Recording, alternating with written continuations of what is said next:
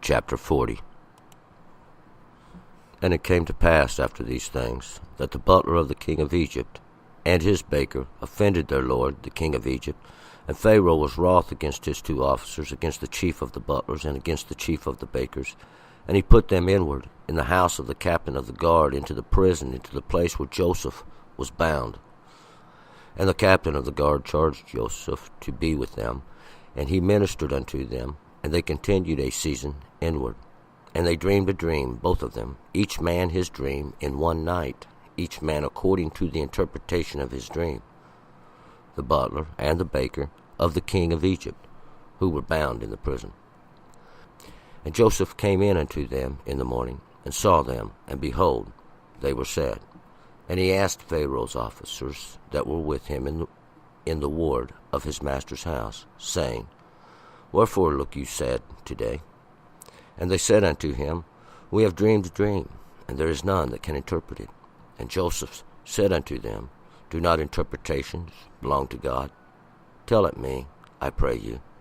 And the chief butler told his dream to Joseph, and said to him, In my dream, behold, a vine was before me, and the vine were 3 branches, and as it was budding, its blossoms shot forth, and the clusters thereof brought forth ripe grapes. And the Pharaoh's cup was in my hand, and I took the grapes and pressed them into Pharaoh's cup, and I gave the cup into Pharaoh's hand. And Joseph said unto him, This is the interpretation of it. 3 branches are 3 days. Within yet 3 days shall Pharaoh lift up your head, and restore you unto your office, and you shall give Pharaoh's cup into his hand, after the former manner, when you wast his butler. But have me in your remembrance, when it shall be well with you, and show kindness, I pray you, unto me. Make mention of me unto Pharaoh, and bring me out of this house. For indeed I was stolen away out of the land of the Hebrews, and here also have I done nothing, that they should put me into the dungeon. And when the chief baker saw the interpretation was good, he said unto Joseph, I also saw in my dream, and behold, 3 baskets of white bread were on my head, and in the uppermost basket there was of all manner of baked food for Pharaoh, and the birds did eat them out of the basket upon my head. And Joseph answered and said, This is the interpretation thereof. The 3 baskets are 3 days.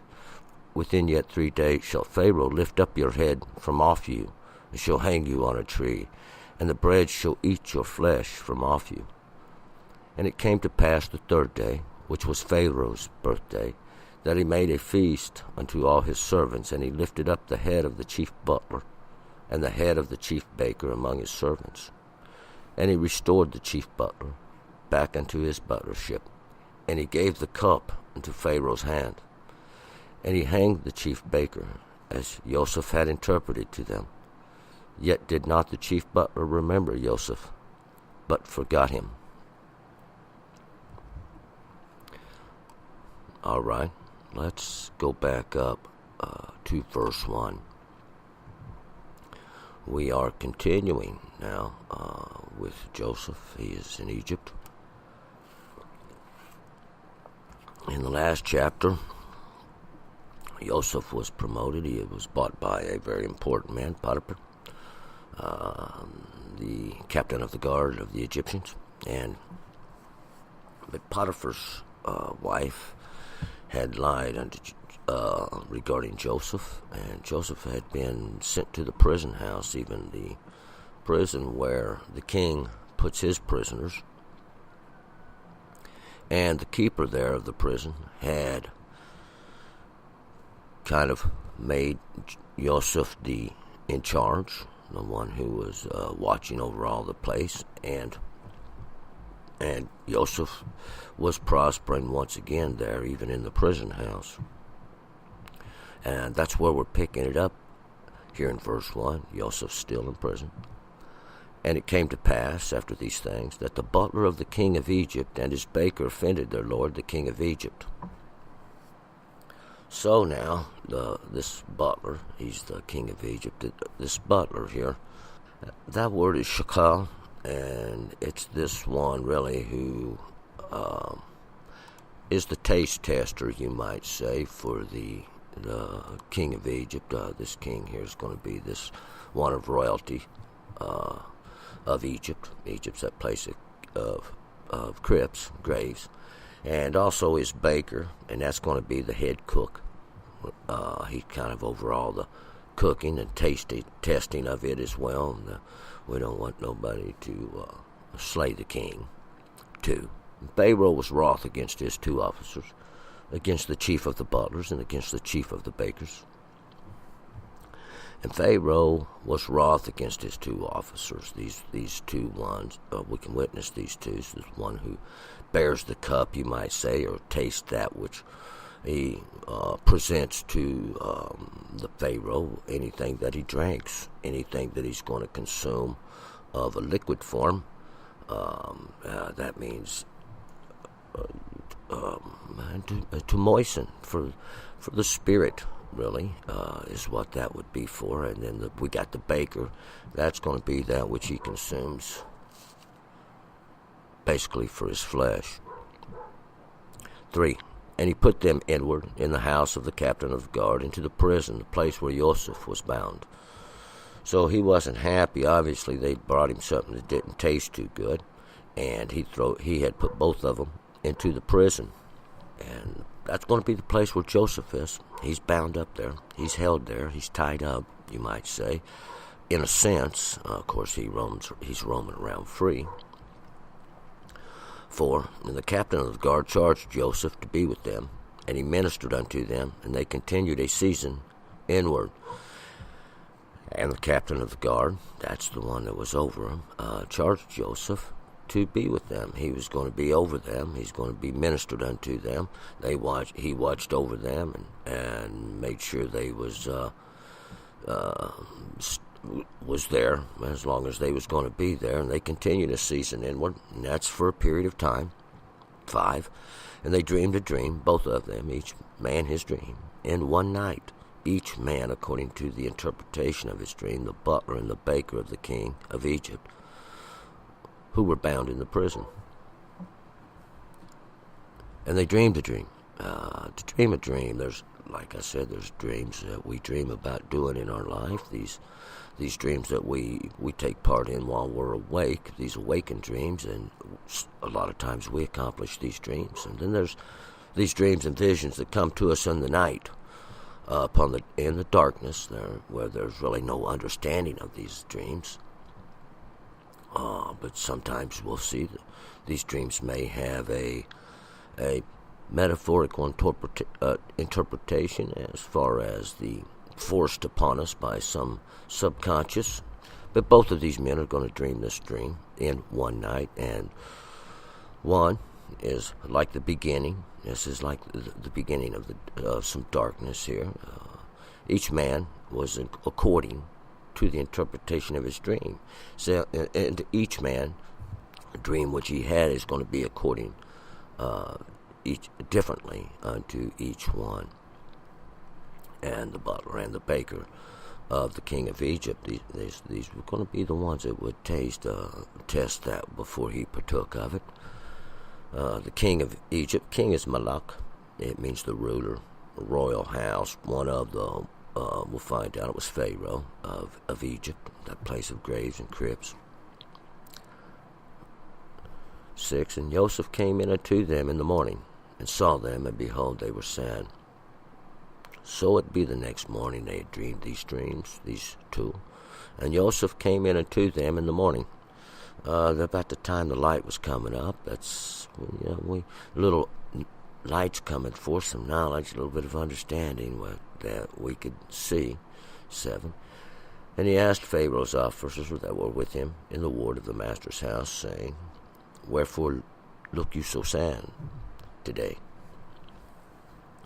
And he asked these two, Pharaoh's officers. Pharaoh is the great house. These officers here are these officiators, or these ones from his court, you might say, that were with him in the ward of the master's house.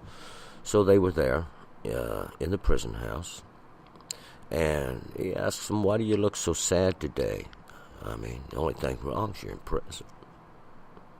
8, and they said unto him, we have dreamed a dream. There's nothing that can interpret it. And Joseph said unto them, Do not interpretations belong to God? Tell it me, I pray you. And they said unto him, so now they're going to tell him what the problem was. And they said, we've dreamed a dream. We had a dream, both of us. They talked about the dreams, probably told each other and went over them that morning. Neither one of them knew what it meant.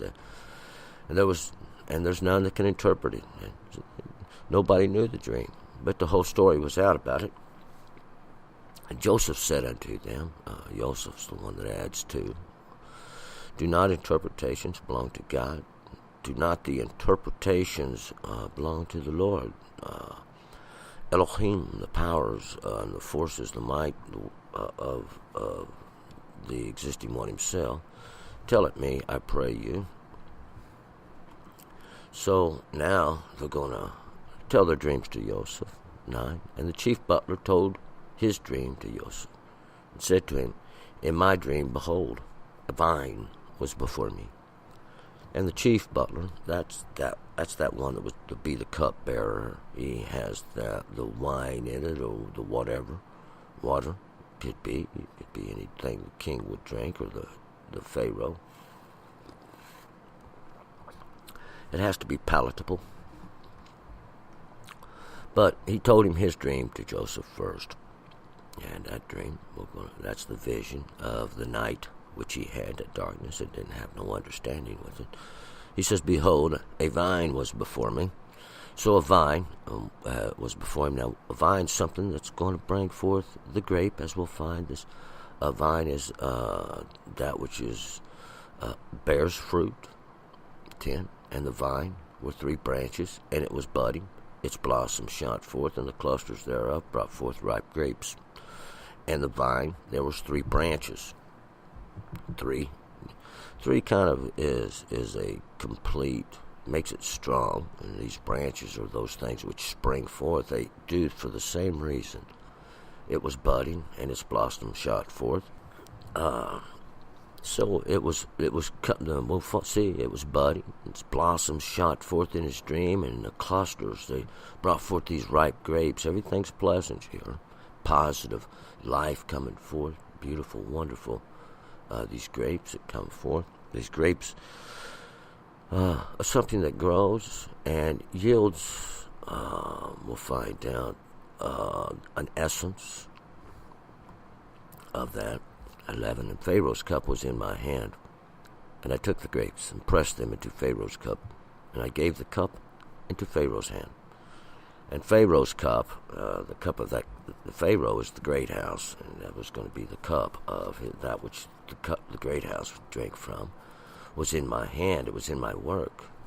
And I took the grape, that which had the essence within it, that had grown and brought forth the fruit, and I pressed them into the cup of the Pharaoh. And I gave the cup, that's going to be that which they drank from, into the great house's hand, or into their works. And Joseph said unto him, this is the interpretation of the 3 branches are 3 days. And these three branches are going to be these things, bring forth strength, bear the fruit. And these 3 days is going to be the same thing. These 3 understandings. 3 is always going to be something to complete it, to make it strong. 13. Within yet 3 days shall Pharaoh lift up your head and restore you into your office, and you shall give Pharaoh's cup into his hand after the former manner when you wast his butler. And this interpretation is pleasant, just as the dream of the butler was pleasant. He thought only to please the Pharaoh. And he says, in these 3 days, and to complete these understandings, shall Pharaoh lift up your head.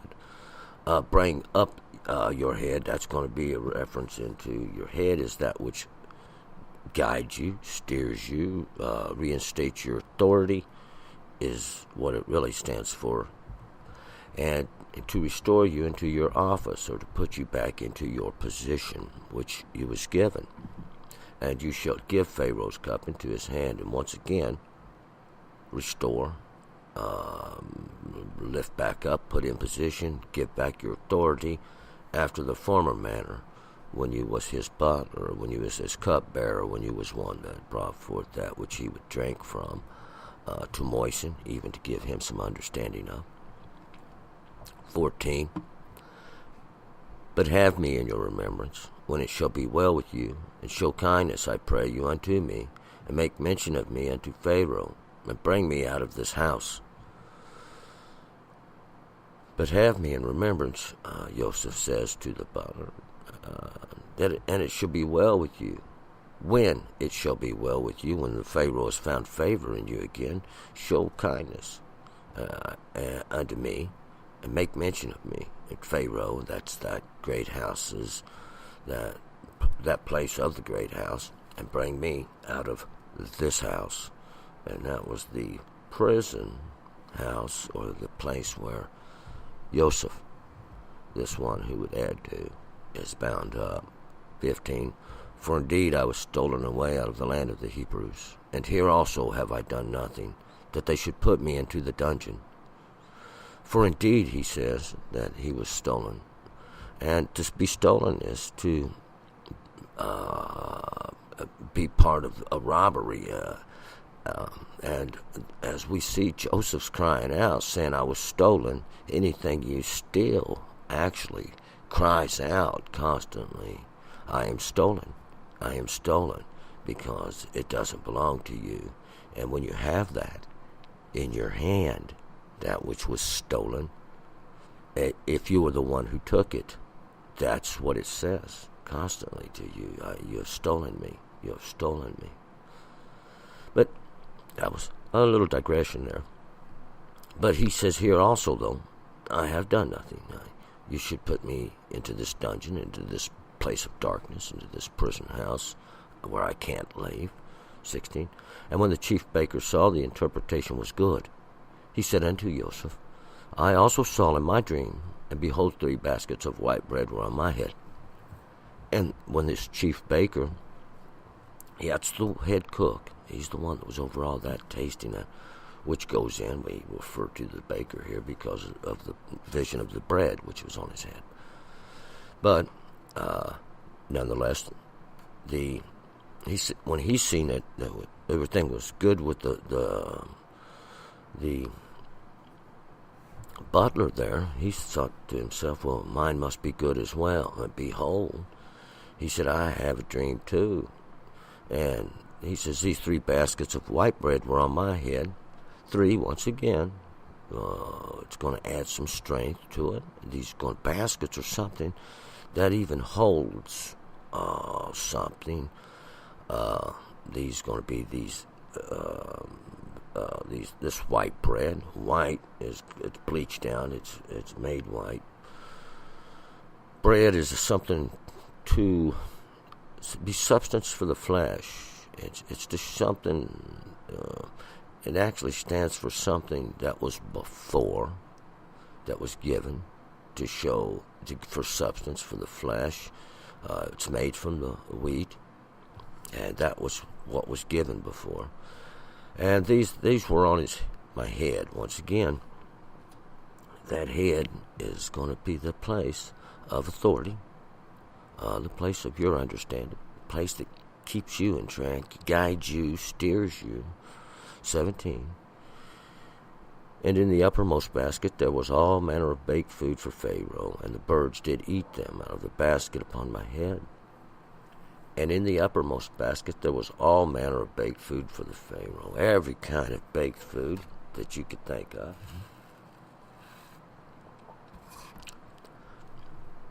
And the birds did eat them out of the basket upon my head. But now we'll find out these birds, these fowls of heaven that come down and descended upon that which we'll find be that which would nourish the flesh of Pharaoh and keep him out of harm's way, or to be over that which has to do with flesh, has to do with that which nourishes it, maybe the knowledge of it, did eat them out of these baskets that was upon my head, that had the understanding, that contained that which could complete the authority 18, and Joseph answered and said, "This is the interpretation of these 3 baskets or 3 days." And once again, these 3 that contain are going to be, once again, these 3 periods of understanding. 3, once again, to give it some strength. It is to complete. It makes it strong. It could be solid. Strong. 19. Within yet 3 days shall Pharaoh lift up your head from off you, and shall hang you on a tree, and the birds shall eat your flesh from off you. But it wasn't very good now, we'll find, for the baker. The interpretation of his, we see the fowls that come down and ate. Just like the fowls come down and ate the bread, these birds represent those things that fly in the heavens, in the understandings, and they eat up that which was from before, even that which was prepared to show it from before, that understanding that kept the authority. That was over the flesh. But he said, these 3 days, Pharaoh's going to lift up your head. Lift up your head from, we'll see, from off you. Remove that authority, that position even, and she'll hang you on a tree. This hang on a tree, we'll find out, would be to be impaled.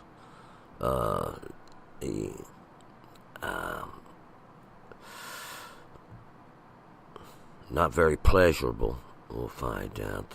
We'll get later down. This is what they used to do to all that was considered cursed or of extreme not favor. And we don't know all the details here, but I'm sure Joseph was privy to him being the head of the guard there in the prison house. And it could be maybe the cook tried to poison Pharaoh. 20. And it came to pass the 3rd day, which was Pharaoh's birthday, that he made a feast unto all his servants, and he lifted up the head of the chief butler and the head of the chief baker among his servants. So it came to pass the 3rd day, and that's going to be to complete the understanding. It was Pharaoh's birthday, and it was that day and that understanding where Pharaoh was born, even that great house, that he made a feast unto all his servants.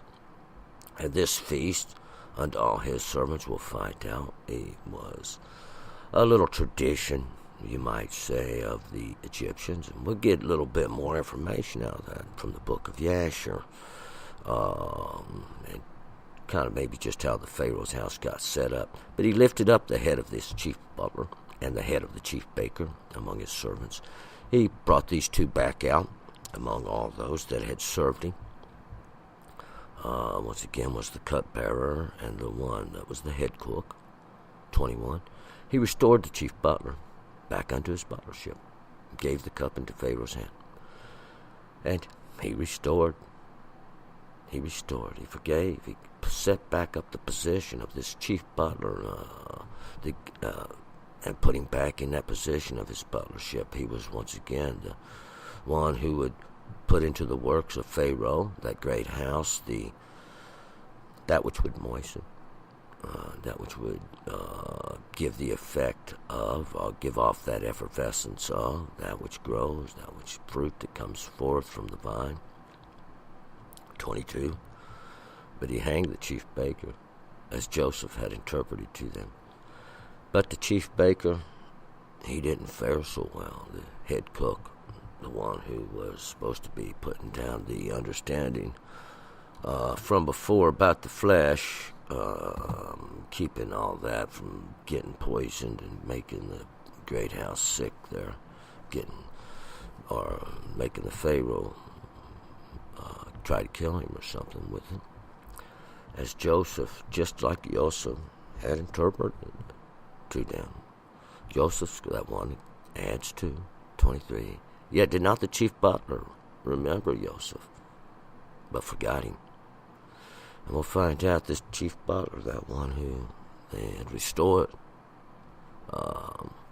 didn't remember Joseph, but he forgot him. Only for a period, we'll find. For a period, because it's the Lord the cause to us to remember, my friends. Let's move on forward to Genesis chapter 41. Turn and return.